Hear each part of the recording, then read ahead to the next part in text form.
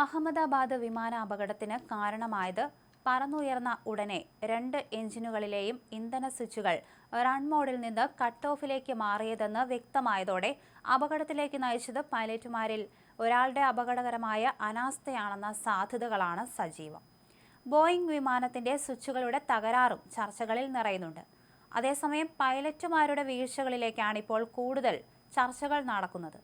വിമാനത്തിലെ cockpit voice റെക്കോർഡിംഗിൽ പതിഞ്ഞ പൈലറ്റുമാരുടെ സംഭാഷണവും ഇന്ധന സ്വിച്ചുകൾ ഓഫ് ആയതാണെന്ന് ഉറപ്പിക്കുന്നതാണ്.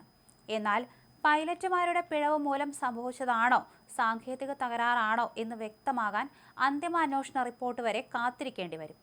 വിമാന എഞ്ചിനുകളിലേക്കുള്ള ഇന്ധനത്തിന്റെ ഒഴുക്ക് നിയന്ത്രിക്കുന്ന സ്വിച്ചുകളാണിത്. 2 പൊസിഷനുകളാണ് ഇതിനുള്ളത്. വിമാനം പ്രവർത്തിക്കുമ്പോഴുള്ള റൺ മോഡും നിർത്തുമ്പോഴുള്ള കട്ട് ഓഫ് മോഡും. വിമാനത്തിന്റെ ഇന്ധന സ്വിച്ച് ഓണാക്കാനും ഓഫാക്കാനും പാലിക്കേണ്ട കാര്യങ്ങളുണ്ട്. സ്വിച്ചുകൾക്ക് സുരക്ഷയായി ബ്രാക്കറ്റുകൾ ഉള്ളതിനാൽ കൈതട്ടിയും മറ്റും അറിയാതെ ഓണാകാനോ ഓഫാകാനോ സാധ്യതയില്ല.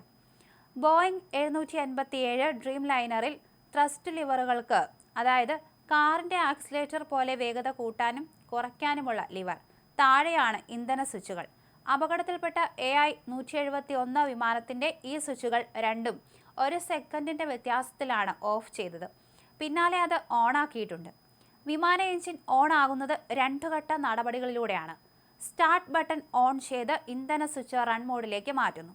അതിന് പിന്നാലെ ഒരുപാട് കാര്യങ്ങൾ സ്വാഭാവികമായി എഞ്ചിനുള്ളിൽ നടക്കും. എഞ്ചിൻ പ്രവർത്തിക്കുന്നുവെന്നാൽ ഇന്ധനം എഞ്ചിനുള്ളിൽ എത്തുന്നു എന്നുറപ്പാണ്.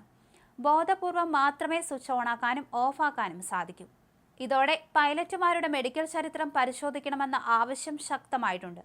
അപകടമുണ്ടായ എയർ ഇന്ത്യ വിമാനത്തിന്റെ ക്രൂ അംഗങ്ങളിൽ ഒരാൾ ചികിത്സയിലായിരുന്നുവെന്നും അപകടത്തിന് മുമ്പ് ഇയാൾ മെഡിക്കൽ ലീവിലായിരുന്നുവെന്നും പല എയർ ഇന്ത്യ പൈലറ്റുമാരും തന്നോട് പറഞ്ഞതായി വ്യോമമേഖലയിലെ സുരക്ഷാ വിദഗ്ധൻ ക്യാപ്റ്റൻ മോഹൻ രംഗനാഥൻ പറഞ്ഞു. ഇത് മുതിർന്ന മാനേജ്മെന്റിന് അറിയില്ലെങ്കിൽ അത് അത്ഭുതകരമാണ്. പൈലറ്റുമാരുടെ മെഡിക്കൽ ചരിത്രം പരിശോധിക്കണമെന്ന് അദ്ദേഹം ആവശ്യപ്പെട്ടു. പൈലറ്റുമാരുടെ മാനസികാരോഗ്യം ഉറപ്പാക്കുന്ന കാര്യങ്ങൾ സ്വീകരിക്കാൻ പല ഇന്ത്യൻ വിമാന കമ്പനികളും ഡയറക്ടറേറ്റ് ജനറൽ ഓഫ് സിവിൽ ഏവിയേഷനും തയ്യാറായിട്ടില്ലെന്ന് അദ്ദേഹം പറഞ്ഞു. വിമാനത്തിന്റെ ക്യാപ്റ്റൻ പൈലറ്റ് മോണിറ്ററിംഗ് ആയിരുന്ന ക്യാപ്റ്റൻ സുമീത് സബർവാൾ ആയിരുന്നു എന്ന റിപ്പോർട്ടിൽ വ്യക്തമാണ്. സഹ പൈലറ്റായ ഫസ്റ്റ് ഓഫീസർ ക്ലീവ് കുന്ദർ ആയിരുന്നു പൈലറ്റ്. ഫ്ലൈയിങ് കുന്ദറിന്റെ 2 കൈകളും വിമാനത്തിന്റെ കൺട്രോൾ കോളമിലായിരുന്നു. പൈലറ്റ് മോണിറ്ററിംഗിലായ സബർവാളിന്റെ 2 കൈകൾ സ്വതന്ത്രവുമായിരുന്നുവെന്ന് രംഗനാഥൻ കൂട്ടിച്ചേർത്തിട്ടുണ്ട്.